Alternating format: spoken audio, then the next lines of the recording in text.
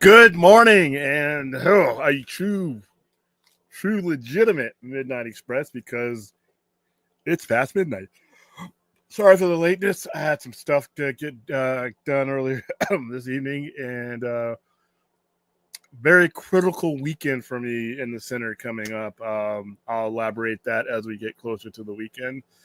Uh, Other than that, not too much going on. It looks like we got a Daredevil trailer for the show coming out at 7 a.m. in the morning. I'm not going to be up for this. I will do a reaction, I guess. We can, I'll watch it and give my reaction real quick, and I'll do it live. But I'm not. I did that for Superman, and it really messed up my day. Just that little 1 hour of screw up. It kind of messed me up. Why are there people messaging me in the middle of my stream? Let's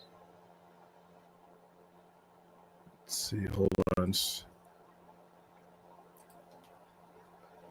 an old one. So yeah, sent a bunch of people to go see Wolfman tonight. I did not go myself. I'm probably going to catch that one on streaming. To be honest with you, that trailer didn't do anything for me, and that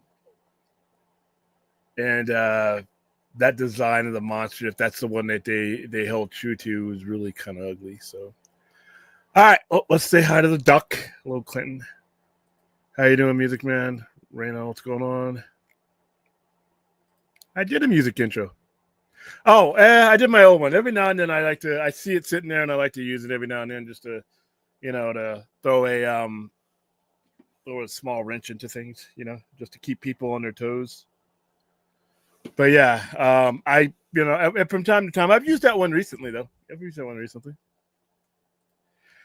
I'm kind of cool with the trailer, but at the same time, I just don't know. I just don't feel like getting up. I'm not a morning person at all. If there's a word AM and I'm getting up in the AM, don't feel like doing that. William, do you think Lex is smart and science enough to get the world Superman powers to everyone? I mean, it's a comic book. It's a comic book character, so yeah.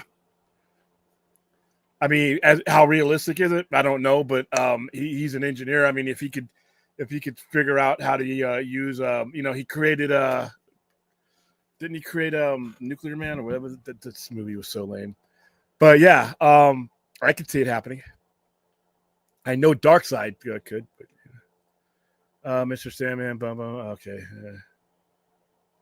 Yeah, I'm not getting into the whole. It's the whole unfortunate situation with Neil Gaiman and these allegations. I'm not, I adore his work. I think Neil Gaiman, as far as a professional, as far as an artist or an author, he literally revolutionized storytelling back in the day. Vertigo Comics is coming back. That's a brand he helped carry. The Sandman. He's done a lot as far as for comics goes, but these allegations, serious stuff. So, like I said, everybody gets their day in court. Everybody gets due process. So until Neil Gaiman goes through that process and is afforded that process, I'm going to pretty much leave it at that. I still enjoy the man's work. I still sell the man's work, but as far as what he is accused of, like I said, I need to let that process run itself out. William, you sure no one would work for Vince McMahon and now dressing company? Remember, actors and studios still work for Metal. No, it's not even about that, Rational. It's about the market share. It's already been eaten up. There's not enough market left for him to come in and take. And not just viewership, workers. If I could see Triple H and his boss putting out the pressure that if you go work for that type of competition, you might be blacklisted from us. It's different between them and AEW because you don't have the scandal ridden, you don't have the stigma of what Vince was accused of and what he settled out of. But I can't say unless he gets a TV contract. But a lot of women, a lot of people just not going to want to work with him, and you don't have to. And that's another thing. Back in the day when Vince was doing this stuff, you was nowhere to go. That entire time from March 2001 all the way up until AEW was founded, he had pretty much a monopoly on most, of all of major wrestling. If he treated you like shit, you had nowhere to go to make that kind of money or have that kind of career. Now with AEW and WWE as entities he's outside of, I don't. Why would you? What is Vince McMahon going to offer you that those two can't? And like I said, even with a TV deal, I don't see, because more stuff is going to come out about Vince. Vince spent 30 some odd years with this type of behavior. So more stuff is going to come out. So do you want to hit your trailer to, the next shoe dropping? I don't know if a company is going to want to do that. Maybe I'm wrong. Who knows? What's up, Ray? Yeah. Yes, there's it's behind. But yes, of course, starting off with everybody's favorite topic, Vince McMahon. I mean, at least we're not describing the stuff he's done or doing or. Oh God, yeah. Oh well, more pleasant news. Did we talk about the Daredevil stuff? Yeah, too fucking early in the morning. It was 7 o'clock. I'm not getting up. I'm gonna watch the trailer. I'm gonna do a trailer reaction on the channel. I will do a trailer reaction. I'm not. I did that for Superman, and man, that fucked my day up. That one little hour. I figured that was gonna eat into your, that was gonna derail kind of your usual day. So yeah, because I sleep, like I said, guys. For those of you who don't know, my average go to bedtime is around 4. And I get up around, man after my own heart. Yeah, depending on when what I got to do at the store. What I got to do elsewhere, or I don't get up till about 10:30, sometimes like that, and since I'm open really, really late, most days I open, the store at noon. On Saturdays, I'm you guys are with me when I sometimes, into the next day. So I'm not early morning. Yeah, look, you mix a lot of work and play, on Saturdays in Sci-Fi Center with the watch parties we do. Yeah, and then the show, and then everything else, and then I'm watching wrestling from there. And then I'm helping customers. So, when it comes to like doing stuff 7 o'clock in the morning, I promise you guys, I will do I'll probably do a trailer reaction around noon. But like I said, and Superman was a different thing. It was like, it's different. We're not really, no one's on pins and needles about what Marvel's going to do. They, their track record. A lot of people are on pins and needles about what Superman is. We're on pins and needles, but kind of in a different way. So it's the circumstances. Yeah, I trust Kevin. Yeah, there's that. Which, by the way, I gave William a quick DM before we came on, talking about Warner Bros. Discovery. I mean, it was a good ride while it lasted, where their stock was in double digits. Yeah, that shit went back down to 9. What happened? Did anybody? What happened? Yeah, I don't know. Well, like you talked about, like apparently, like when they had that uptick, that was like a result of HBO Max like expanding. Yeah, HBO Max expanding. Fucking 6, 5, dude. It's funny because the stock went up for something that should have like happened immediately. We're still expanding with HBO Max or whatever you want to call it. We're still expanding in areas that, to be honest with you, should have been part of the initial game plan. I don't know. And when did it launch? Back in like 2020? 2021, yeah. The end of 2020, yeah. Yeah, we're like half a decade into this almost now. Yeah, and that's what and Rob Greenblatt, that was what he got. People say he got fired for the Snyder Cut. Nah, he got fired because he ended up taking the blame for the overall mismanagement of that rollout. Remember, just before, even after HBO or Max was released, they were still fighting with Amazon and Roku. Those are deals you have to have in place before you launch. That really slowed them down. And not having a global launch, you can't come into the game behind the people that are already there in that respect. Now, you're not going to be a Netflix, but you have to be released in Brazil. There's no reason why I have to put Erin on a Twitch stream so she can watch HBO Max. That's a problem. Anybody in the world should have had it already. Well, it's like, I mean, you can get to being like a Netflix level, but you can't do that if you're like saying, okay, this territory, like half the world, you're not getting our service, till 3 years hence. And there's no reason for it though. Those are just negotiations. All this is negotiations. You negotiate with this market, you negotiate with that market. I don't understand how that didn't have the Roku thing was big because I use Roku. I watch HBO Max through Roku. So that's a big deal, and they didn't want to. Well, so, I never understand like why the rollout was so haphazard with that. I mean, because like Kylar, I mean, when he was there, you could tell he definitely he was definitely under AT&T, they were definitely very the business model was very much the inverse of what's been under Zaslav, where it's like they were really putting like all their chips into like HBO Max is was the future as far as our business model. But that's the thing. The only part of that I've never been able to like really grasp is okay if that's. Was there like an internal war that was kind of like you had that down like because he clearly wanted it. Yeah, I figured because he clearly believed very very much in HBO Max. I mean, he did the whole Project Popcorn, the day and date release thing. So the problem with what happened with Kylar is he came in and AT&T came in with a mission that was counter to what old Hollywood was. You got all those guys in there weren't streaming people. They were the prehistoric people that, like I said, that still think that the majority, the theaters are going to bring you this lion's share of cash all the time, and it's just not that way anymore.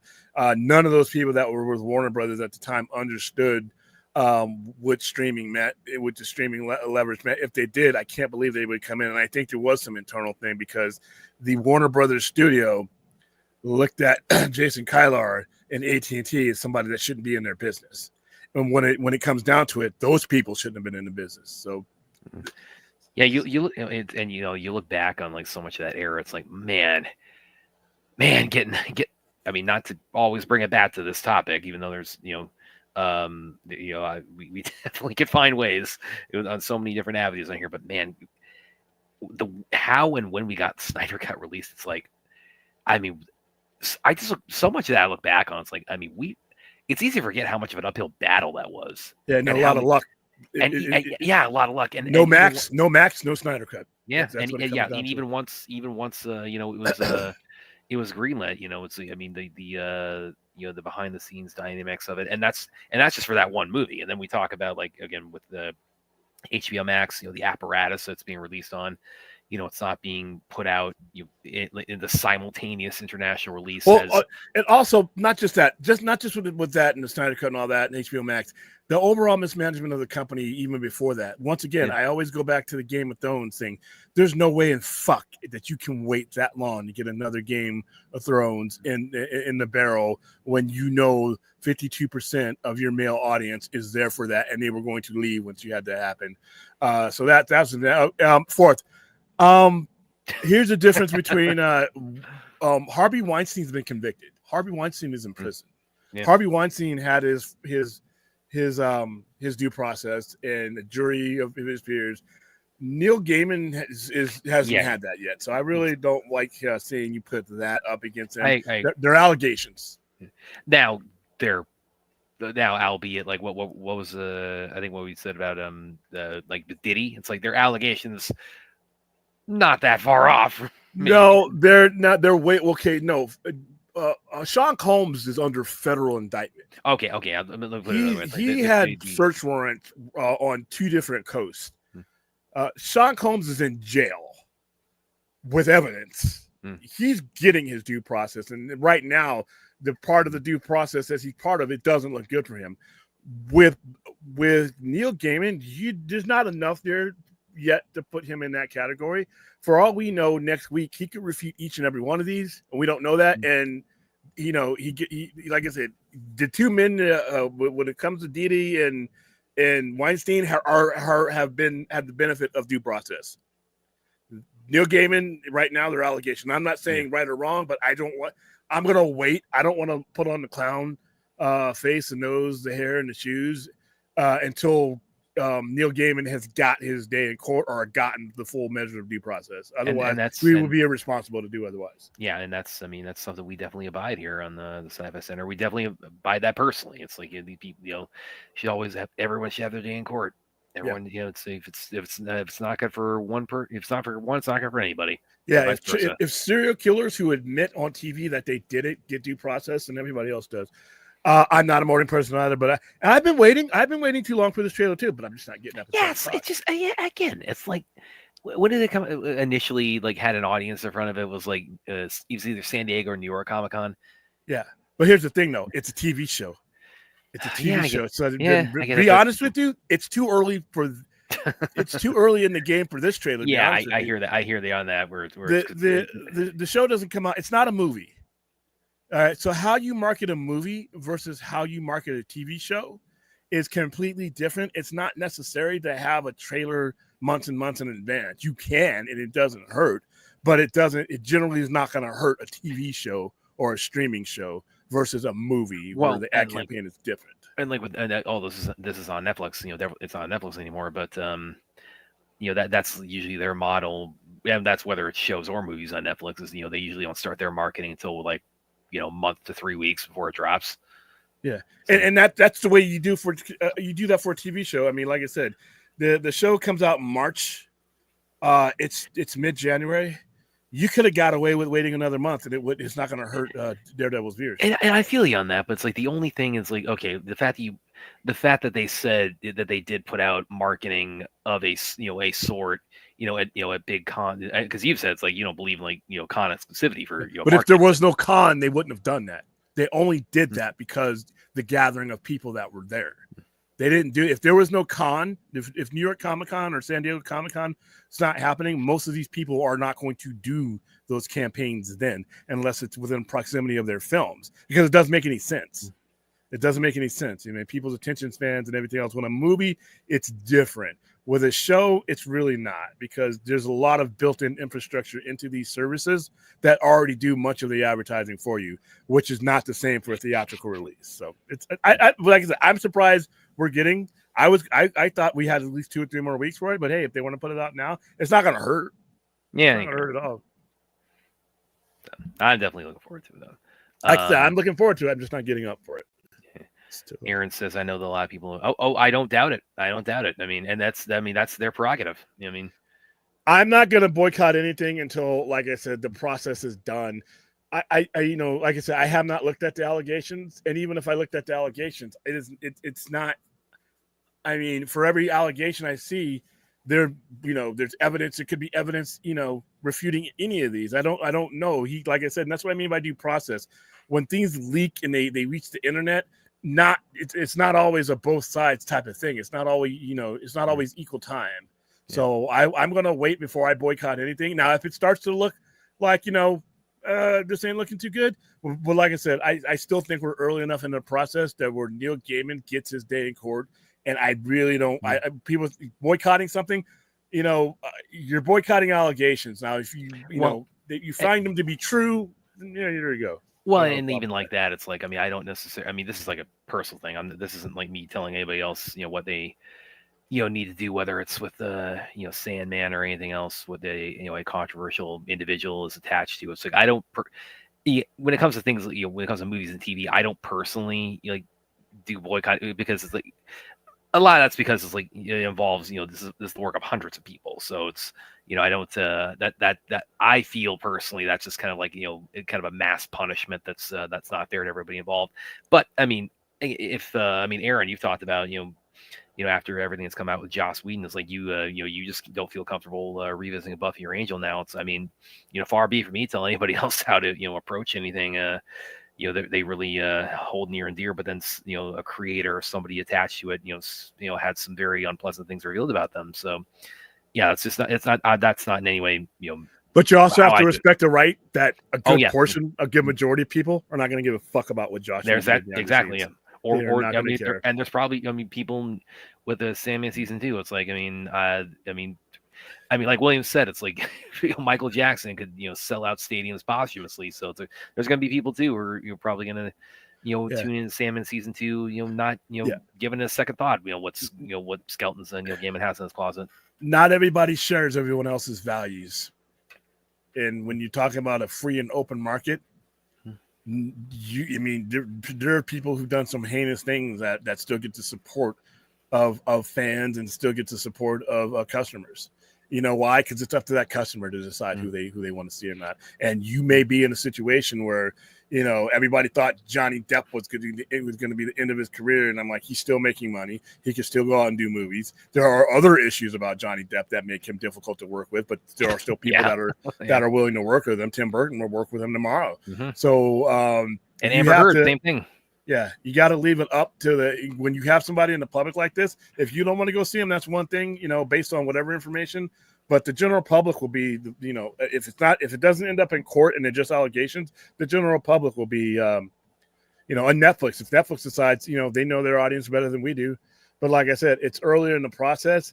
I don't like seeing, you know, people attach names to people who have already been through the process and are in jail because of the process. We're not there yet. And I think the internet, it needs a little bit more discipline when it comes to that. Yeah. Well, you know, I agree. Pulling up Forth's comment. Yeah, I agree. It's like the internet needs more discipline, but you're asking the internet to have discipline. So you don't have problems pulling up talking about Neil Gaiman's situation, but you Zazov's band. Okay, that's a little weird. Yeah. Oh, Aaron's got something too about the situation in California. Here's something interesting. I just found out the Pink Power Ranger for Power Rangers in space is an LA firefighter and is fighting the fires as we speak. So he's a real life superhero. Awesome. The firefighters trying to get this situation under control. Find a way to put that Power Rangers nonsense in my show. No, really, it's like my hats off there. You know, the LA firefighters and everybody. Yeah, and other states, by the way. Yes, exactly. We just sent some people here in Nevada. We just sent Oregon has sent people. And I hope they get the financial aid they need. Yes. I hope Congress does not do what they are he's saying he's going to do. I think it's kind of silly because, once again, California and New York, you take those two states out, there's a lot of starving people in between. And 18 California puts in, last I like 18% into the overall federal tax pool. That's more than any other state. I mean, California, it's like, where did I read this? Where it's like California, if it were a country, would be like the 7th or 8th largest economy in the world.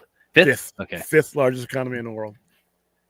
Like I said, when COVID was coming back, they didn't care if the small town, Allentown, or somewhere Pennsylvania, or I don't know where Texas opened up. They were looking at when LA and New York and Chicago and Detroit and those markets could open up, mainly LA.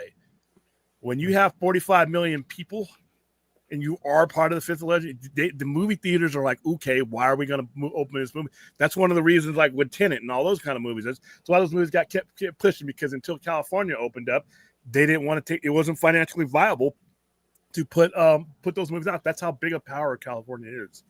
So yeah, you want to make sure, you know, every state should be taken care of, but you need to understand when you're talking about this particular state with this particular GDP, the sense of urgency. Like I said, I'm here in Vegas. I will definitely feel the pain if California doesn't recover. Yeah, exactly. But no more Power Rangers nonsense on the show. That's Biden better only hand out $700 so yeah. All right, don't bring up any more of his. He's stupid. And by the way, that was one of the dumbest things people were talking about. $700 that he did was immediately to get you like through the day, to get you lodging and everything else. Most of those people that went through that got a lot more than that. I mean, FEMA, got that. So that's kind of not funny because, and I'm not saying that to his forth, but a lot of misinformation. The last thing you want is misinformation and uneducated fucking dummies spreading falsehoods as fast as the flames are spreading, because that is literally, that shapes the perception and it really hurts the effort to get things done. You got firefighters out there risking their lives and people lying about the effort. Don't do that. I mean, right now, it's same thing with a hurricane. I mean, when it's a natural disaster, put your fucking conspiracy things back in the trash where you got them from, and just let the people get the immediate danger out of the way. This stuff makes me sick. Yeah, it's also, it's just so tragic. All right. Wow. A lot of nonsense in the chat today, boy. Making me second guess Oh, my Aaron, decision bring to up that get. thread. Should I bring up that thread, Aaron? And like where I just went like full like fanboy a little bit ago, and you're like, oh, piercing. No, it's not a sci-fi topic, so it's like it's Brad going full kung fu fanboy. So, but it was Yeah, fun. I saw that thread. Yeah, I just can't do it anymore. I mean, you know, I'm not even gonna, you know, when I wake up, you know, like I said, get the coffee going, shower, get everything ready, then I'll sit down, I'll watch it. I will probably, what I'll do is I'll go ahead and watch it live. So the first time I see it, you guys are gonna see it with me. We'll do it live. Fuck it. That guy disappeared too. Yeah, But yeah, that's you guys will have already seen it, but you're gonna see my reaction as I watch it because I'm just not getting up that early anymore, guys. All right, and then there's no reason why Cosby should be in my chat for that. Well, it's probably because of the Neil Gaiman stuff. It is because just shut up. That one hurt though. I remember that one. That one really hurt when those started coming out. And you know what? He got due process. He did, yeah. And he got, you know, technicality or not, he got due process on getting released. That's the system we have. Yeah, if Lantern starts filming, that's what I hear February 10th. After my birthday. Notorious B.I.G. called him P. Diddy. Other people called him Puff Daddy. That's what the two names came from. Yeah, because he would it sounded better. That's why when he called him that, it sounded better. When you listen to his songs, listen to Victory. It was one of the best Notorious B.I.G. song. It's on Life After Death, I think. It's called Victory. Busta Rhymes is in it. They use the montage from Rocky as their backdrop. And the way it opens up, it's one. If I ever became somebody who had to walk down somewhere, a ring or something like that, or with my championship belt in my robe, I'm going to the ring with Victory. I put that song in the chat before. You know, I don't know if have I mentioned this on the show before, where it's like the first Puff Daddy, when he was called Puff Daddy at the time, when I was a kid, the first Puff Daddy song I heard, the first like really my intro to him or how I became familiar with him was this crossover with Jimmy Page. Come With Me for the Godzilla album. Godzilla? Oh, yeah. God. Yeah. No, come on. That was a good song. Not for somebody who liked that song. No, I hated that version. Just because you start hearing, and that's the video, the famous video where he's got the violin on his guitars, and then and it's like, oh my gosh. It also I really didn't like that movie at the time as a Godzilla movie. As a giant lizard monster movie, it was great. Yeah, as a Godzilla movie, it was an absolute abject failure. And that's the thing about the animated series that was a follow up to it. That's kind of a middle ground with that, where it's like, it's following up the movie, but also it kind of steers it a little bit, more in the vein of like kind of his Japanese kaiju roots. I was hoping for the first Mortal Kombat 2 trailer was going to drop in spring, but producers said they can wait forever. Williams they can wait like forever. Mortal Kombat, does he? I like the game. The movies have been absolutely a complete waste of my time. I say for a couple of cool looking special effects scenes. Yeah, like the 95 movie. The movies suck. Every one of those movies has sucked. 95 is awesome. 95 was fucking 90's trash, awesome. And when I say trash, I'm talking trash by 1990. You get a lot of allowance by dealing with things that we didn't have, the technology and the best actors making a video game movie. So right then you're already in the ditch to begin with the mid-90s. So I'm giving you allowances for that. Even with those allowances, that movie sucked. 95, don't listen. That guys, movie 95 was hot trash. No, you're confusing it with Annihilation. No, I went to go see Mortal Kombat in the movies, and I'm like, dude, that was like my childhood. Waste of time. You know what? Some of you guys have had some fucked up childhood. I just want to have to say that right now. Everybody who tells me that, well, that's my childhood. I'm sitting back and I've been thinking about this. Some of you really had some tore up ass childhoods, and I'm sorry. I'm half with you. MK95, yeah, it's rad. Okay, the new one, the Scorpion and Sub-Zero parts, those are phenomenal. But okay, then just show me that and don't charge me $10 for it or whatever. What the fuck? Scorpion Sub-Zero parts are awesome. The middle section's kind of hit and miss. So the middle section's between like the opening and ending credits. That's the middle section that pretty much sucked in that movie. Listen, okay, they've openly said it's like, listen, we heard you guys' feedback because I fall in with 21. I fall into the category of like I liked it, but I wanted to love it. So they said they're hearing us. I was forced to promote that movie in order to get the other movies I wanted to promote. is there? Do you mind promoting Mortal Yeah, Kombat? I'm like, yeah, really, we're outnumbered you here tonight, William. I don't Sorry. care. It's not a popularity contest. And that one that they released in day and date, I'm like, I had to give away shit about that. And I'm like, I can't. I told people, hey, come take 30 of these things so I can get rid of them. No. Okay, now here's my take on it, guys. 95 is rad. Okay, 21, the beginning and the end are rad. Middle section kind of iffy. So the middle section. Hopefully, MK2. It's like it finds that it manages to bring the best of 95 and 21 together. Annihilation is one of the worst video games, if not the worst video game movie ever made. I mean, it's a Mortal Kombat movie, so it's not. You're not stretching the reality of. And then Mortal Kombat, the web series, Mortal Kombat Legacy, that was pretty awesome. The only problem was it's like season 3 never got released, which really bummed me out.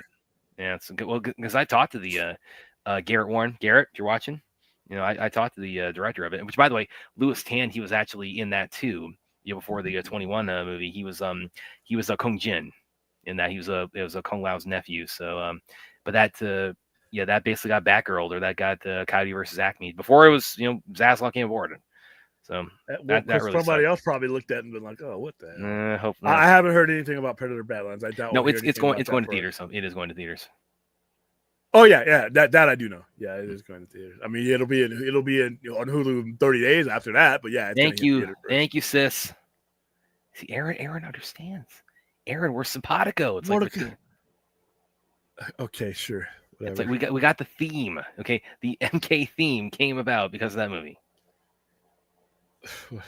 Don't boycott if you don't know. Yeah, I don't know the whole story. I can't. I mean, I'm working on half information from a bunch of different sources, and I'm not saying these accusations aren't true.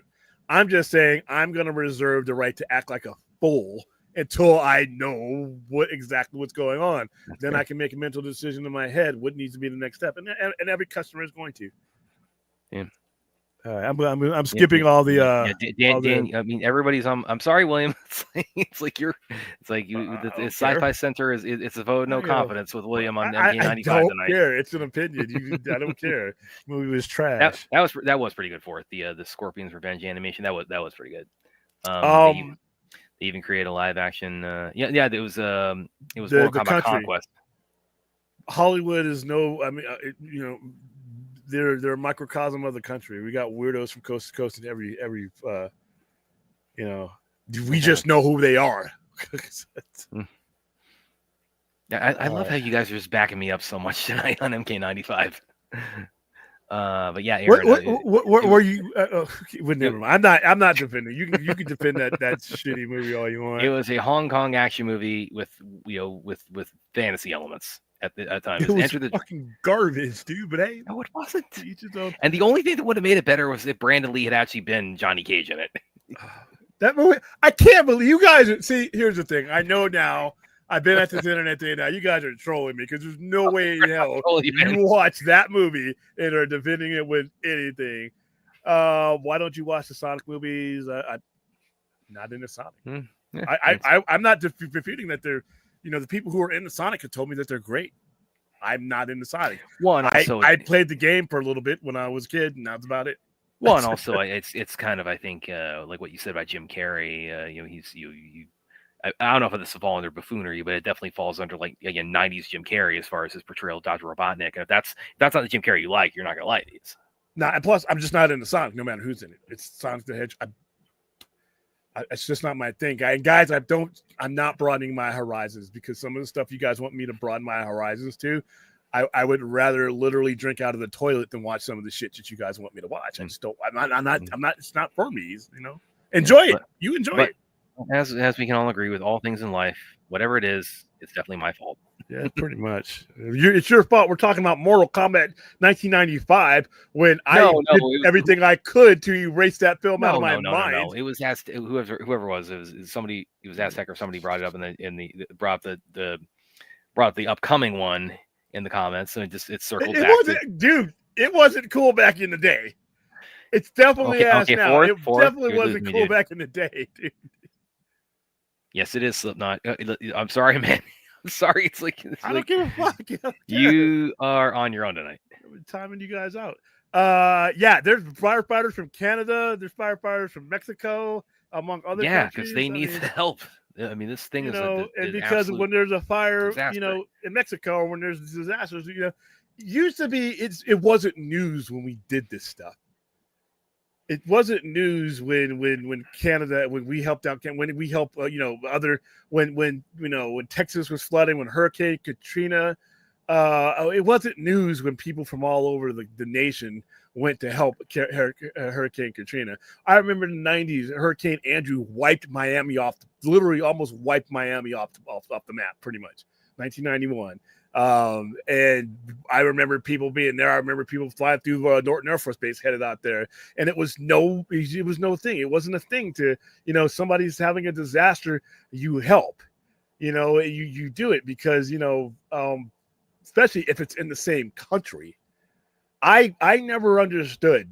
Like I said, I come from an era where when Willie Nelson came up and said the farmers were going broke, we were donating in the schools to Farm Aid.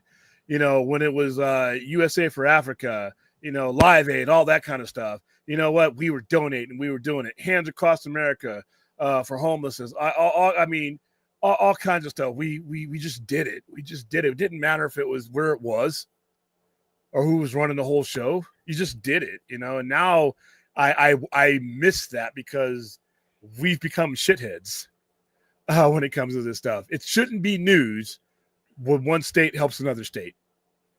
It shouldn't be news. It should be applauded, but it shouldn't be. It should come as a shock to nobody when one state in America goes to help another state in America. Exactly. Yeah. There you go. Aaron. Okay, Aaron. Okay, but yeah. All right, but we were gonna have to ban. We're gonna. Have it to was ban not a great right now. It had a great soundtrack, but it was not. It was a great soundtrack that did not accompany a great movie. That was absolute. Right. We actually showed that when we did the parents' night out, the dojo. Back in the one we did back in August, we pulled up for the kids, and then we actually pulled up on Netflix the new Super Mario Bros. Movie, which is vastly better than the 93 one. And I will see neither one. I'm not saying you shouldn't like it. I've given detailed reasons though why I hate those two stories, and it's coming from a point of view that I don't expect everybody to appreciate. You know, but Nightfall to me was they were all headline grabbers. They weren't for us. They were for the news. They were to bring people in because at that time, the main characters that were in comics, they weren't doing well. Superman was not doing well. All right. Batman, believe it or not, I think we everybody looks back in, you know, and you know, Batman's a hot moneymaker now. No matter what you put him on toilet paper, he'll make money. But back in the mid to early 90s, he was not. Nobody was. Comics themselves were not doing well. The only comic book that was holding strong during the era where these two storylines were out on its own without any of the bullshit was X-Men. X-Men, X-Force, Mutant Comics, things like that. Spider-Man was not doing well. Well, Spawn was well, I mean, if you're talking strictly Marvel and DC, it's just Marvel, the ones that were carrying. Okay. You had Spider-Man was not doing well. Green Lantern was a Kyle Rayner from being canceled. There were more discussions about canceling Green Lantern for the third time than there were, you know, continuing the book. And because Ron Mars and all those guys came in and took the risk that they took with Green Lantern, but with Green Lantern, it wasn't a headline story. It actually derived from the Superman. It's like the only good thing to come from the death of Superman and the reign of Superman stories was the destruction of Coast City, which drove Hal Jordan crazy, and that brought in Kyle Rayner. Those you got to understand. And like I said, for those of you who are, I'm not calling you kids, but if you weren't there, you don't understand just how bad it was, how desperate it was. The 90s was littered with desperate, dumb shit. Amalgam and Marvel versus DC. I would rather run head first into a brick wall till I lost consciousness, regain consciousness, and continue to run into that wall until I'm dead. So basically, the film junkie gif. But harder than to ever go through Marvel versus DC again. That was desperation. And then we had Heroes Reborn. So all these storylines were it was like a tumbleweed effect. You basically had to create something, you know, to get the layman out there. Hey, look, I'm creating a guy that can beat my guy, even though he already got those guys that can beat those guys and kill those guys. You know, so the beginning of the overprinting era. So I don't hate everything you like, Braden. I have a really legitimate reason not to like those stories, not to look fondly back in that era. And that's when I opened. I opened in the mid 90s. Now what did keep comics going in the early to mid 90s was, like you said, Spawn, Wildcats, because most of those guys went to other stories and everything that they did was brand new. They were the headline. Todd McFarlane leaving Marvel was the headline. Mark Silvestri leaving Marvel was the headline. Those guys being in Jim Lee, those guys being together at Image was the headline. They didn't need to do anything stupid. So yeah, sorry, man, if you feel that way, but I think I have legitimate reasons. All right. That's when we. Okay, I'm just going to keep skipping you forth.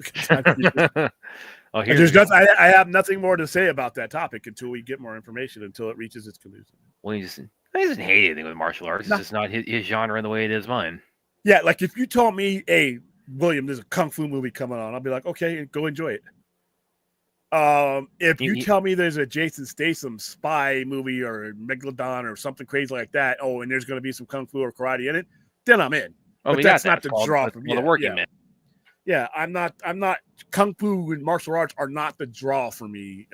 I don't care if there's kung fu in the movie or not. If it's in the movie, it's an added bonus, but it's not going to be the reason I go. That's the difference.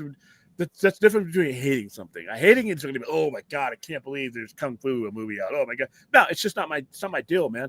But if it's in the movie, I'm not going to be like, oh my god, you fuckers put kung fu in this movie. I want my money. No, if it's in the movie and it works with the movie, I'm down. I'm just not I'm not Brad. Brad is like Brad seeks out kung fu. I just don't. If it happens, it happens. And because I was actually thinking about this too, actually today, like with Statham's career, because you talked about, it's like he's like as far as like the action movie guys, like he's like, as far as like the guys contemporarily, it's like he's basically like your guy for that. He's like, yeah, Statham. Because it is. I think it was either Day of the Day or like he tweeted with the Working Man trailer. He said Statham is like he's the only like action movie star who's also like his own genre, and I think that's very true because like Statham, if you look over his career, it's like he's he everything he does, like it gets to the point of like what it gets to the point of what he's there to do. It's like the audiences, we enjoy Statham because it's like he's really good at kicking ass and like dropping one-liners and and embodying a tough guy. I mean, and that's why I'm looking forward to A Working Man so much, and why I really enjoyed The Beekeeper as much as I did, because I think David Ayer, he on a level I think few other directors have, he really does understand the appeal of Jason Statham. He really, really knows how to just tap into that and how to just trim the fat off of any of that and just get right to the meat and potatoes of what a Statham movie, what people expect and what people want out of that. Oh, plus, even if Jason Statham had if he was just fist fighting and kicking people, and it wasn't martial arts, I'm still gonna go see it because he just has that aura about him that is just really fun. Yeah, exactly. But the fact that he does do martial arts, I'm down for it. Like I said, if he needs to be doing some type of ass whipping though. I don't care what style it is. He can't be in there, talking to his priest or something and having it coming out. if he's doing like Batman, like taking the sink off of the the wall and like smashing people over the head with it, that still counts. Yeah, it still counts because that's action.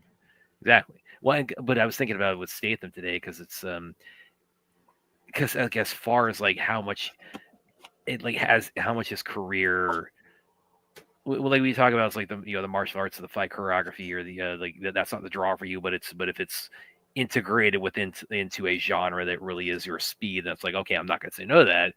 And I was kind of wondering like how many times go good because how many times has Statham done that, like with sci-fi, like how much the only one a sci-fi offhand I can think with Statham is probably The One. I think maybe you can make an argument that Hobbs and Shaw kind of falls into that because they're fighting a cybernetic bad guy. And that movie's absolutely ridiculous. That's the kind of movie that if Jason Statham wasn't in it, I wouldn't go see it. I would give that movie 2 shots. But there's another movie that has a lot of action that is not necessarily martial arts, but it's just outright fighting. One of my favorite movies, Atomic Blonde, which is a comic book movie, by the way. Yes, it is. Atomic Blonde. Man, I need her to make another one of those because I really love another one for like movie. 10 years. She's working on it. It's in progress, but I don't know the status of it.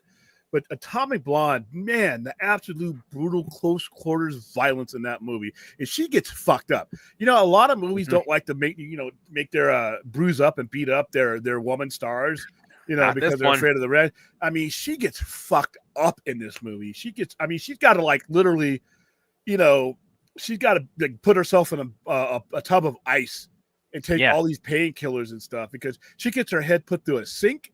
And she's fighting dudes that are like not holding back. And she's not that fight on the stair scene where she's going up that stair scene, where he's just fucking that guy up and she's fucking him up and she's spitting out blood. And I'm like, I'm surprised you didn't spit out any teeth. But man, that's the kind of you don't see women doing those kind of movies. Even back in like Cynthia Rothrock, she didn't get touched, man. She would get pushed and slapped around, but not like Atomic Blonde. Yeah, now you think now that I think about it, because I mean. When it comes to, because there is that, you know, kind of, I mean, there's that taboo of like, you know, of not wanting to show like men just like, you know, just really putting a lot of punishment on women. That's why I think women's MMA isn't as big as I think it would be. Yeah, because you put two hot chicks together and one of them turns in one of them in a hamburger meat face, and that's you know, general audience is like they don't view, you know, it like that, even though it's competitive as hell. And I've watched some, like I said, I don't watch a lot of MMA. But when Ronda Rousey was coming through, and what's her Gina Carano was before she went crazy, you know, she was just she was just MMA people, and then some of these other people that were in it, and then, you know, and then I watch it like every now and then because some of the wrestlers that are wrestlers now used to do it, like which like Ronda Rousey, you know, and it's but yeah, like I said, seeing them get like all beat up and eyes all shut and shit, and like it's hard to market that. Yeah. But like I said, Atomic Blonde, like I said, the fight scenes, I'm surprised that woman lives through that. I know it's a movie, but I've hit my head on a sink before when I was a kid. And that shit fucking, you know. Well, I mean, I know what it feels like to, you know, take a punch in the face, and she takes like a lot more than a punch in the face. She takes punches. She gets hit on the head with a pistol. She gets pistol whipped. She gets kicked in the stomach a lot. She gets punched in the stomach. Bruised, bloody pulp by the end of that stairwell fight. Man, I love that movie. What's the status of it? I got the Wikipedia page up for it. By the way, fourth. God, I shouldn't have brought this up. No, fourth. It's the women being put in the ovens on Thanksgiving. If you're going to be precise. Okay, this is under future on the Wikipedia for Atomic Blonde. In July 2017, Leach expressed a desire to develop a sequel film to Atomic Blonde, saying that the project is dependent on the first film's success. In May 2018, Theron confirmed a sequel is in active development. By July 2019, Leach announced that the project was in development as a production deal with a streaming service company, while the filmmaker's wife, Kelly McCormick, will return as producer. By April 2020, it was announced that the film was in development as a Netflix exclusive deal, while Theron will also be a producer. And that's the most recent news that says about that there. And that's, of course, now that's during the COVID era, of course, but other than that, it's like, I mean, again, probably like the next bit of news we'll hear about is like whenever somebody like asks, it's out, it'll be out. They'll ask like her directly, like, hey, what's the status of that? And she'll kind of give a sit rep on it. And there's also a part here about a potential crossover with John Wick. In July 2017, Leach was asked about. Don't do that. Well, and he was asked about it because he also co-directed the first one. The film, and William's not going to like this part. Leach read the former. The filmmaker said that sounded like a great idea. Now that's about. Don't do it, man. Don't do it. You got two good things. Listen, we can have multiple good things. What is with everybody that we get good shit and everybody's like, oh, we got good stuff. Let's mix it together. All right. I'm not going to mix my chef's salad with a chocolate cake. They're both good, right? But that doesn't mean they go together. Just because you have multiple things you do, or what are we like? What do you like? One hand I have this, the other hand I have that. Let's put them together. Let's rub stones together, create fire. Like, what that's a good analogy of like salad and chocolate cake. Yeah, you like them both, but they don't. Not everything has to meet up. This is the same thing with the DCU and Batman and all this other stuff. We don't need to have everything come together. John Wick, don't mix John Wick with anything. All right, and the whole, everybody says, this is a continuation of this, like the Blade Runner and Soldier or whatever thing. I'm like, what? The writer What? said it was. I mean, it's not What? me. I am literally, if Blade Runner was a church, I am a card carrying member. I'm one of the bishops. All right. I'm the guy. I watched that movie to the point where I could legit, no shit, recite Blade Runner from front to back, every word, every line. I could literally sit there and I wouldn't miss a beat. I could karaoke that motherfucker. All right. And I've seen Soldiers. Soldiers, odds all the movie, and they suck. So, and I even looked for it. I'm like, okay, you know what? Let's go and take a look at this and see if this is it. No. And I'm like, okay, you know what? Everything makes sense, guys, if you're on drugs. All right. Maybe some of these things are like, you know what? I could see it. I'm like, yeah, if you're Al Pacino and you got a pile of yayo head first into it, and then you're watching these things, yeah, but no, there's no connection that really to that. set William off there. The idea of a John Wick and Tom Blonde crossover. No, just a trend in general. It's like, why can't these things just be separately appreciated? You know? Well, I mean, is John Wick not good enough without Atomic Blonde? Is Atomic Blonde not good enough without John Wick? I mean, we have their offshoots. We have Ballerina. Listen, there you go. You got Ballerina. Which if I'm not going to get Atomic Blonde, because it looks like she's getting fucked up in that movie too. Yeah. Well, she's giving as good as she got. Yeah, she's setting people on fire. And Music Man, yes. I mean, yeah, we've definitely made that point on here. Yeah, I like I said, if it happens, it happens. I will be very disappointed. If it happens, Andy Muschietti just needs to stop talking. By the way, I understand. Listen, where's the publicist at? This dude. I shared my thoughts on kind of that too. I definitely think he's getting raked over the coals in a pretty unfair way. But I mean, it's not. He answered a question that he did not need to answer. He does not need to defend that.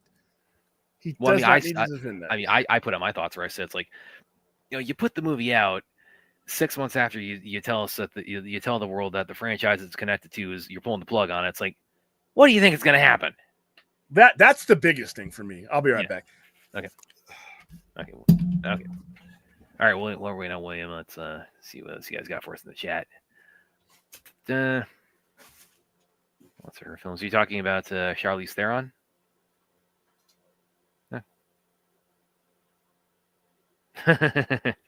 Fourth says, where's this fourth? Comment from Fourth. Oh yeah. No, guys. I mean, it's like spar as much as I have. I've gotten what's the worst hit I've ever taken sparring? There was one time when I think I was about 17, back when I was in Taekwondo at the time. My teacher, we were just doing kicking drills in class, and we were doing some spinning kick drills, and he demonstrated. And he slightly misjudged his distance from where he was standing from me. And he wasn't even like, he wasn't going like full power or anything, but he just did spinning kick and just slammed me right across my head. And, but it wasn't full power. But the thing about him was that, he was a Master Kim, if you're watching. He was Brad from Italy here. Thing about Master Kim, he was a Korean national champion. So like he probably hit me about 60% power, but 60% from him is probably what 100 would feel like for me. So that was a pretty rough hit. It's probably, and this was the first time I was in a tournament when I was 18. I took a roundhouse kick to the head. That explains everything. Oh, yeah. So yeah. But it's in relation to like the point about the Atomic Blonde fight scene and people being a little bit they like seeing women in fight scenes, but they don't. Yeah, what are you doing, man? Like seeing women in fight scenes, but they don't want to like see it like taken to the extreme you see with men. And it's like, yeah, it's like, because again, I've taken my lumps, but she takes in that fight scene in Atomic Blonde, she takes like enough lumps for like 10 people, and she gives as good as she gets too. But it's from dudes. I mean, it's all dudes she's going up against in that stairwell fight in the Atomic Blonde, and it is just a masterpiece of people just beating the hell out of each other. I don't see it this way. He literally got hired by the guy who runs the show right now. He literally got hired. Now I don't know if Andrew Muschietti is going to be the guy that gets a job, I think Brave and the Bold is happening when James Gunn wants to happen. I don't think there's any, I would say it's 50-50. I hope it is. I hope it does. But the people who hired him didn't thought otherwise. I mean, you can't say it's a blow to Muschietti, I'm sorry, when he literally got hired because of that by the guy who's now his boss. Well, we were saying the other night, you said, and we've been pretty emphatic, it's like you think it's like, and this, I mean, obviously is partially, based out of like how heavily Gunn was praising it and how heavily they pushed it in the 2023 slate. I mean, you said it's like you think there's probably like more utility or more of an integration of the Flash, into what James Gunn is doing than what is publicly known. Well, it's easy way to explain a lot of the things he may have to do and explain away. It's like clay for him there. So I don't. I mean, like I said, the movie. And what annoys me, like I said, I've gone back and forth with people over this. The internet heads that have their heads stuffed into up against the keyboard. Ezra is the reason why it did that. Fucking John Campea, who I love and respect. That is bullshit to me. That is bullshit to me. There are people higher up on the card who have done worse things and have not had it affect their movies. And have made comebacks. Big comebacks or didn't leave. Anthony Starr never left. The people were like, that's a TV show and all that. I don't care. Anthony Starr, more people knew who Homelander was than knew Ezra Miller was Flash. Homelander's immensely, he's globally popular. And I mean, dude legit turned into Homelander in his incident. I mean, and people need to think that, just because the internet screams over something doesn't mean Joe Average does. In many cases, whether you guys like it or not, people don't give a fuck about this stuff. They don't. Not everybody shares your people's opinions about Ezra Miller or any of these guys. Like I said, and I will continue to bring it up until somebody refutes me. Deshaun Watson isn't even playing football. He's got $238 million coming to him guaranteed while he was settling rape allegations. Not after. Not before, while he was settling 21 rape allegations. When he came up on that field and they thought he could help them get into the playoffs and get deep and make deep runs, everybody cheered for him and said, yeah. All right. And if he would have gone out there and had an all pro career and won MVPs and nothing like that, guess what? Those people would not give a shit about what he's doing. Not everybody shares everybody else's morals. That's what the free market is. You can boo and cheer for whoever you want to. And like I said, those are people who know. The general audience didn't know who he was, and a lot of people looked at the Flash as a JV player on the bench anyway. So it's not even a matter of like sharing their morals. It's a matter of like, how's it going, Bell? It's just a matter of, it's just a matter of, again, not everybody's going to approach you. Like, not everybody's going to like go to DEFCON 5 for like somebody controversial is attached to an upcoming blockbuster or care or even know. Like I said, different. Now, if it was an A-lister, like what Armie Hammer was, Armie Hammer was an A-lister, and he was an Academy nominated A-lister. Once you start getting multiple Academy Award nominations and you're in movies where people are either winning them or being nominated for them along with you, you're in that circle, you're an A-lister. Now, when Armie Hammer started doing crazy stuff and he got out, people were like, ooh, but like I said, as a lot of it is relatable to you can't say let the movie fail because that when most people didn't even know who the hell he was. I literally filled a movie theater with people who were asking me who plays Flash. No shit. They're at a Flash movie with a Flash t-shirt that I've handed them, and they were either saying, Shazam, or they didn't know who he was. And that's it. So how can people say that was such a big deal when nobody even knew who he was? Nobody was following that stuff like we were, with our eyes glued to the screen all the time. Okay, I can't believe I'm actually reading this right now. God. Brad, you need much more training. Tyler's kicked you in the head too many times. Thank you for the advice, Spidey. I mean, Master Kim. I haven't seen Spidey in a minute. It's fourth. Master, that's not Master Kim. That's on his picture, obviously. He was a It's one of the toughest dudes I've ever met in my life. He was when we moved away. I remember, he was about 52, I think, at the time. And my folks, back in 23, they took a trip back to.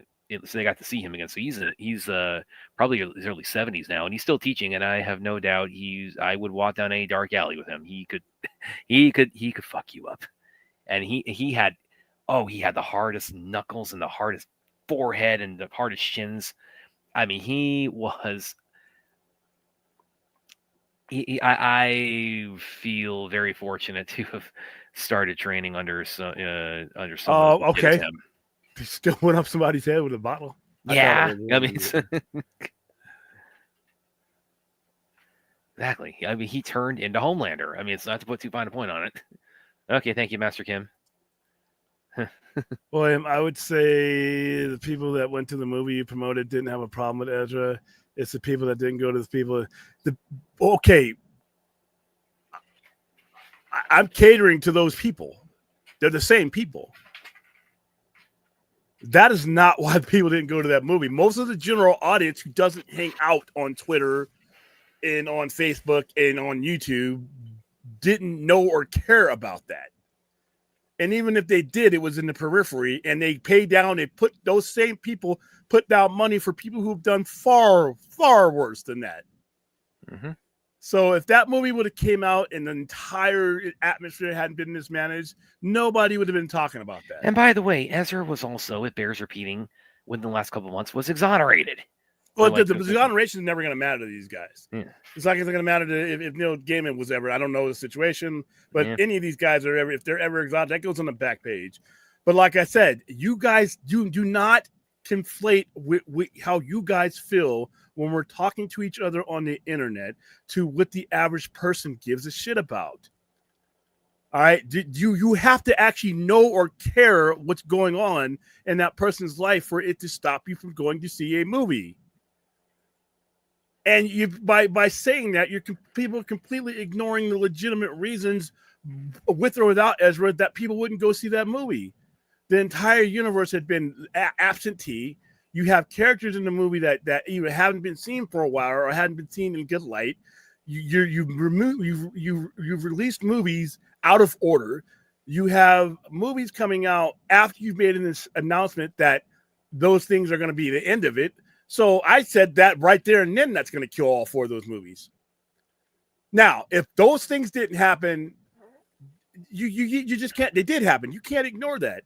You can't use the internet frame of mind because you bounce opinions off of your fellow internet heads about something and go out into the actual public where we marketed this movie to, where people did not even know who he was.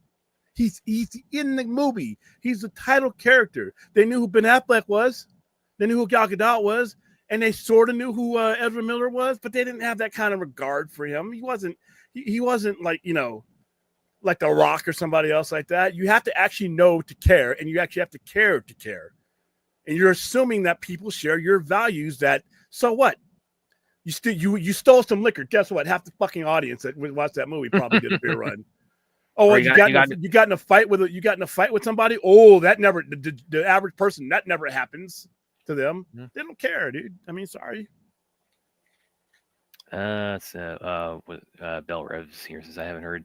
Yeah, well, I mean, Ezra's, definitely taking a step away from the spotlight. Ezra will be back. Ezra's going to be back. I mean, again, people have come back from vastly worse. But let's realize where he's at, though. He's not that actor. He's not that guy that has those roles anyway, under the best circumstances. He's not the top tier guy that that you're going to build your movie around. You wouldn't have even gotten the Flash had you not gotten the other Justice League characters. Well, like I said the other night, I think the Flash was Ezra's first time as like the first build. It's Ezra's first time as a lead. Ezra had been in like Fantastic Beasts. Been what was the first? I think Ezra's kind of blip on the radar with Perks of Being a Wallflower. And then, of course, getting the Flash and being in a number of ensembles as the Flash definitely did a lot for Ezra's career. But the Flash movie itself was Ezra's first time as a lead. So again, you're not at the you're not at that pinnacle yet where you're a household name. You're not Robert Downey Jr. among superhero actors or actors in general. Yeah. And a lot of people can believe him, but once again, that's not why that movie failed. I'm Dante, sorry, you I guys, mean, Dante, the father, who said, yeah, he's going after my daughters. Like, he came out publicly and said, "Oh yeah, I was duped. I totally take it all back." And like I said, guess why I didn't pay attention? Most people didn't pay attention to the majority of that what was going on. Like I said, unless you were hanging around. And yeah, all the trades covered it.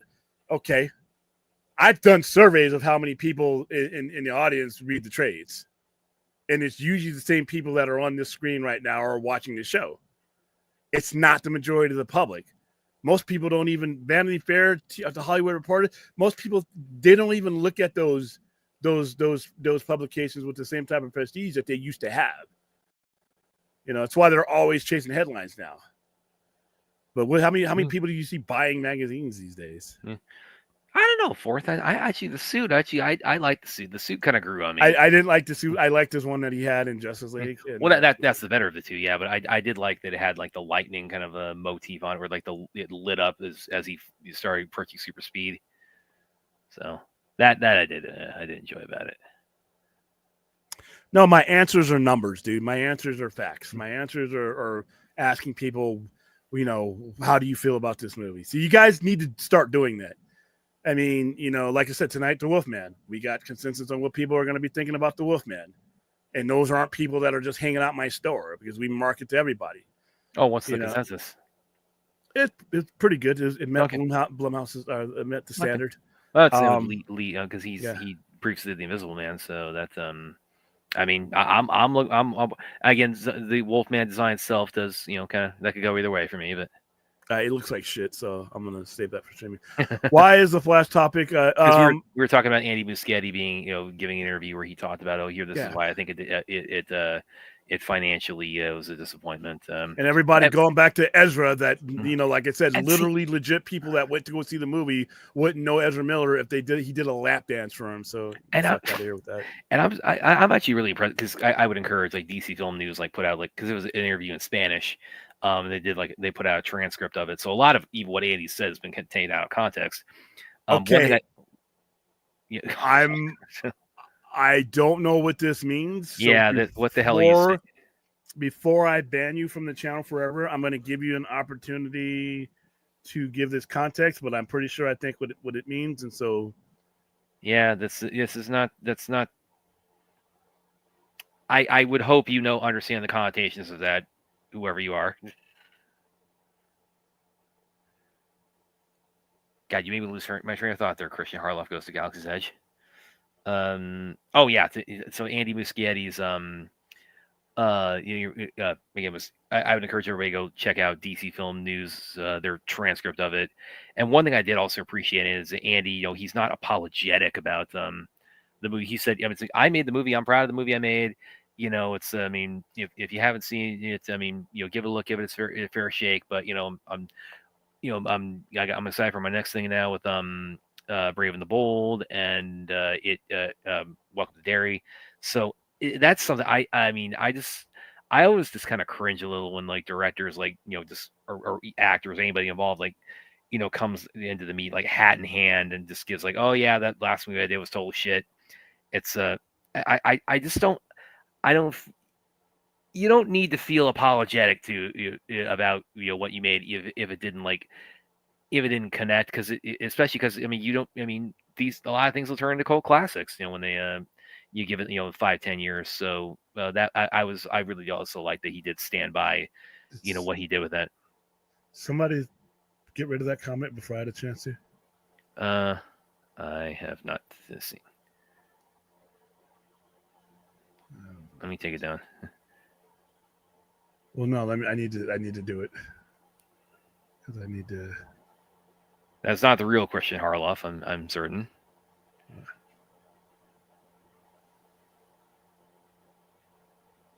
It's not coming up on the actual feed. Did you already? Because I no, I didn't take it down. Or I took it down from the screen, but I didn't take it out of the chat. Oh yeah, it doesn't seem to be there anymore. Oh no, here it is. Here it is. Okay, you want me to take it out? What do you? Yeah, I don't see it on the actual YouTube screen. Yeah, it's right here. So you want me to delete it and ban the user? Yeah. Okay. Get lost, buddy. This is not. We're not here for this. Like I said, he didn't give context. I'm almost. I don't. I wasn't born yesterday, but I'm almost certain. You see a black host and you use the word slave. That Yeah. Pretty much easy. But like I said, I wanted to give you a little, a couple of minutes there to try to put that into context, even though I knew there was no chance. But yeah. All right, where were we? Yeah, we were that kind of derailed. Like we were talking about Andy Muschietti and the Flash. Yeah, so whoever's behind that, please get a life. Well, they can't see it now because they've been thrown out. But... All right, where were we? Because that wasn't the real Christian Harloff, Daniel. I'm dead certain that was not the real Christian Harloff. Okay. Yeah, I don't care. I'm always going to give you a couple of seconds to come out that I'm not. There's a difference between being somebody in the chat and being the host of a show. I got to be as even keel as possible, regardless of how I've seen something looks. Even though it was clear what we needed to do, I'm not a knee-jerk reaction guy. That's the difference between someone in the chat and somebody. I have a responsibility as a host to not act like that. Have you ever had anybody say something like that to you in person? No. Okay. I certainly hope not, because that is that is what the hell are you doing, buddy? Most people, I get a lot of most people.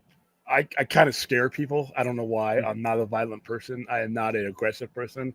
I don't make aggressive motions, but I'm heard, that when people see me, so if they don't know me, they could be scared of me. And I'm like, well, that's a you thing, but I don't think that most guys would come up to me and say that. Because my friend Mike might happen. Well, because my friend Mike because he hasn't like that specifically, but he has said it's like he's had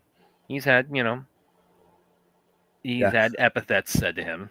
Yeah, and you have to keep it. Like I said, it's easy to react immediately, physically or mentally, but you don't want to. You learn to be composed and not react immediately. You want to look at survey the situation, even if it's for 4 or 5 minutes, and then you make you do what you need to do. Like we did what we needed to do here, but at the same time, it's like you're so shocked that somebody would waste their time to even do that. To come in. And actually, I just saw this. That derailed us so much. I didn't even pull up the super chat we got. Oh yeah. So like, nice stream, fellas. New here. Okay, well, how's it going, Bobby? Vegas Gaming. Vegas Gaming. Hey, you're here with me. So thank you for the super chat. Nice to see a local on the air. Williams Fly says, "Let me add a William on semi."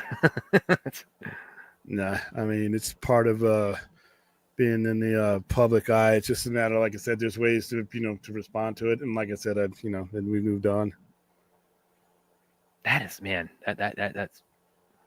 Yeah. I don't think it really isn't that. Like I said, I think there was a mismanagement effect. I don't think there was a. Yeah. Well, but again, it's like it goes back to what we were saying too. Is like William said this, and I've written articles, theorizing on this in different aspects, but it's like again, it's there's no ambiguity to the fact that James Gunn and DCCUs were definitely very high on the fly, and William could probably even speak to this from like a little bit from behind the scenes perspective, where as far as like sending people to the early shows. I mean, because you communicate with a lot of intermediaries on a lot of these things. You said they were really high on Black Adam, and they were I think you said they were similarly really enthusiastic about Flash.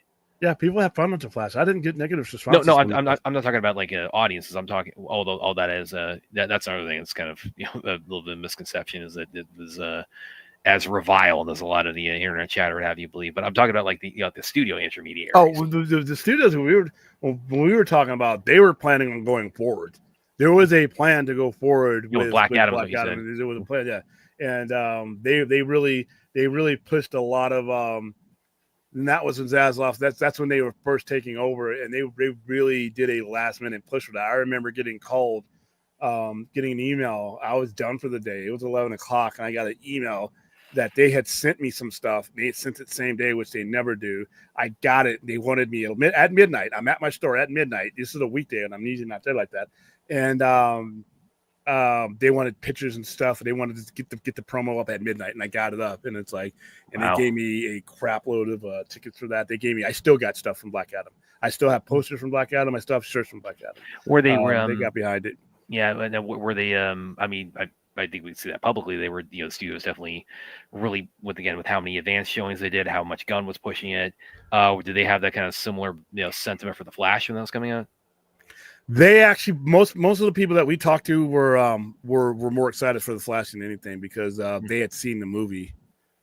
They had seen the movie, and that's I mean that's not something I could necessarily put into an article because I'm not directly involved with that. So I would be kind of like a secondhand thing with me trying to. I just couldn't do that necessarily in a feature I would write on it, but nonetheless, I mean, that kind of speaks to kind of what we've said on here. It's like with all that you tally all that up, and it's like it speaks to the idea of like I don't think Gunn is like done with the and William does not. I think is not done with the Flash as a building block and a bridge as a tool. Yeah, as a tool. Yeah, as a bridge, as a building block, reference point. Yeah, exactly. Yeah. I don't know how big are linemen. I'm 6'2", 250. I don't know. Linemen are pretty much they're way big. I'm not small, but I'm not like like hey, cool. Yeah, hey, maybe we should meet up. Maybe come by the store. That's why I do subscribers only. I don't mess with weirdos like either subscribe or be a lurker somewhere else. Not my stream. Nobody is allowed. I don't know if I'm there yet.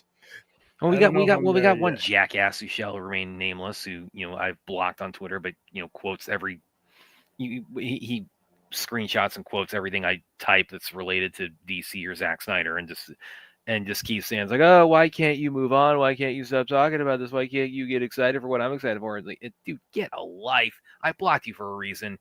He's probably watching right now. You know who you are, so please let it be, man. Wow, Chris. Yeah, I was going to Leah. Like, oh, I can't believe you wrote that. No, he did not write that. Not the real Christian. That was not the real Christian Harloff. If you were watching the show, I doubt he would say something like that. Yeah. If you are real Christian Harloff, we apologize. Let's see what else we got. I feel bad for Ezra Miller. He's still, yeah. Well, that's because that's like I said, that's what online does. But a lot of these people aren't online anymore. They don't need to be. They can, if you're an actor like that and you deal with the general public. I mean, who knows what kind of roles he'll be in? But like I said, it wasn't like he was Tom Cruise to begin with. It wasn't like I mean. So perhaps I could teach you inner peace. William, a calm mind sees the beauty in every soul. Only in stillness can be appreciated. Okay. No, I just don't do gut reactions. Gut reactions. There's never been anything in my life that was done well based on an immediate knee-jerk reaction. So.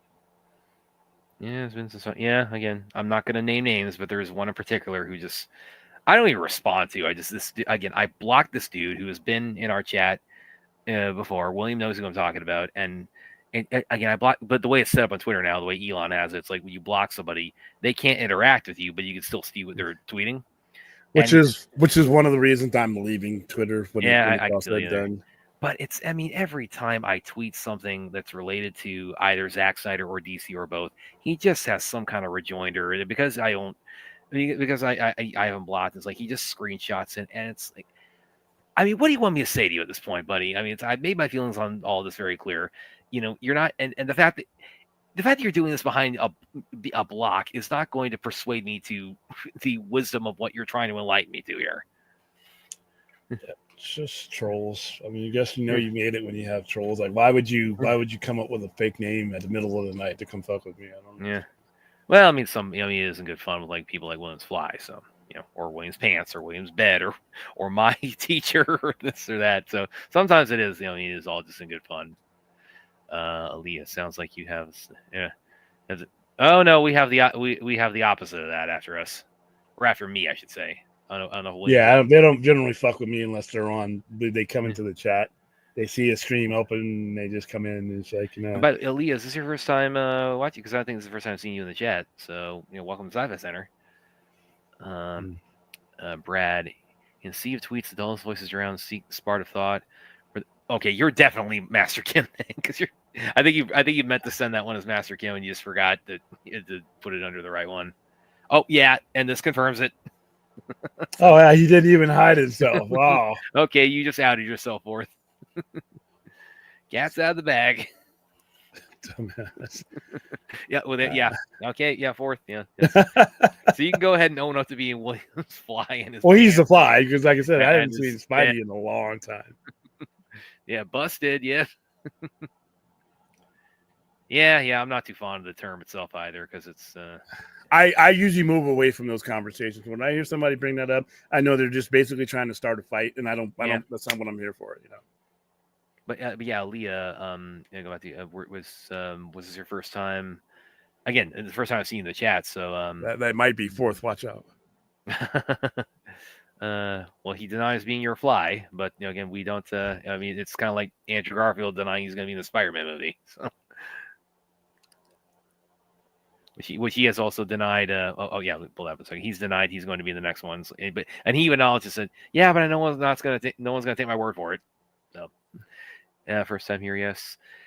Came up and recommended. The first thing I saw was the Christian Harloff comments, and I was like, wow, I never liked that guy. It's racist stuff. Well, again, I can assure you that comment was not made by the. And I can say Christian Harloff has got a million. He's not summing it here with me. Although Robert Meyer Burnett has summed it with me, but not. Yeah, I was about to say it's like don't sell yourself short. You've had him, and I invited him though. And he did just walk in, and he rubbed shoulders, with that whole crew, with like the Flag. He's him and Campy. Yeah, so yeah, he's not nobody by any means. I've distracted you. Am I distracting you in a good way? I can hear the F-bombs from here, and I'm not even. That's what we do. That's the whole purpose of it. Yeah. I mean, what a perfect place to slum your. Oh God. Yeah, there you go. Well, and by the way, I think that the name that guy used was like in reference to like Harloff. He had a little bit of a episode on one of like the Collider talks where it's like he got snubbed for like Galaxy's Quest, and he didn't take too kindly to that and kind of lost it on air about that. I mean, it's I heard about that. Yeah, I get the sentiment, but you definitely want to keep that thing off air. When I see the other name though, I just go, okay, there's whenever I hear that other name, I'm like, I don't want to be involved in anything that's going on with that. What? The Daniel brought up. Oh yeah, we're not getting that. That guy. There are people who've made their entire streams about that particular person. I'm like, yeah, it's and again without naming names. Some of these guys, like I said, I just. All right, I think that's about it. I think whatever it is I had to say tonight, I said it. There was no plan to say anything. This was a late one, and now we're getting into the. But Fourth swears up and down he's not William's Fly, and okay. We totally believe you, Master Kim. I mean, Fourth. Rock, paper, scissors. 3, 2, 1. Okay. Good man. All right. Well, the next time you guys see me will be later on this morning, probably at 11ish or 12ish to go over the. That will be my first time. I promise. My reactions will be right as you see them, even if you've all seen it before. I'm not going to watch it until. I get on just like I did with Superman. I thought that was pretty fun to watch it and experience it with you guys. So, but that video's still up now too. Okay, all right, guys. Oh, I don't know what video he's talking about. Are you talking about the Harloff one? I think because you had people. Well, wrapping up early, dude. I started at 12:15. I can Daniel. I can assure you, Master Kim is not associated with Sister Kim's. That was her birthday yesterday, by the way.